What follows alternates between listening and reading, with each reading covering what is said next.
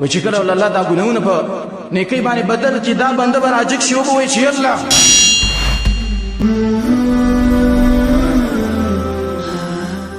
د قیامت پر ورځ به الله یو بنده راولي دې بنده ته به عرض د اعمال وکړي وته وای چې بنده دا ګناه دې کړې دا دې کړې دا دې کړې داسې یو وزر ګناونه به الله رب العالمین پیش کړي چې بنده دا ګناونه تا کړې دي دا بنده به زړه کې وای چې زه تباه شوم هلاک شوم ځکه دومره ګناونه الله را تخکاره کړل خو یو اتزر ګناونه به نور الله پټ کړي دا نه راخکاره کړي وای الله رب العالمین به دې بنده ته وای چې بنده ستا عقیده د توحید و دغه وزر ګناونه زه تعالی په نیکی باندې بدلوم فاولئک یبدل الله سیئاتهم حسنات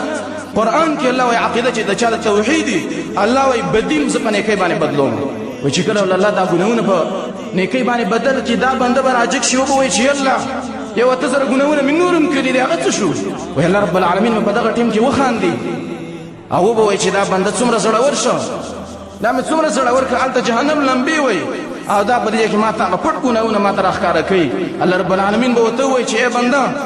ستا رب پر رحمت کې د هر چا نه فراخه دی زه دغه ګناونه من دله په نیکۍ باندې بدل کړم نو الله رب العالمین ول دغه ګناونه په نیکۍ باندې بدل کې به جنت ته داخل شي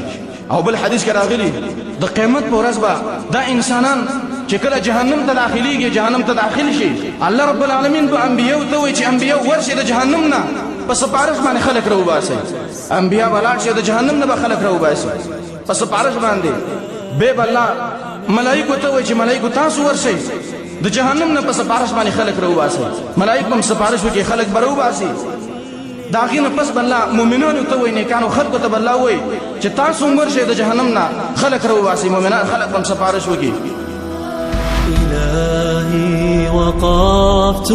دموعي تسيل وقلبي ببابك باك ذليل فذنبي كبير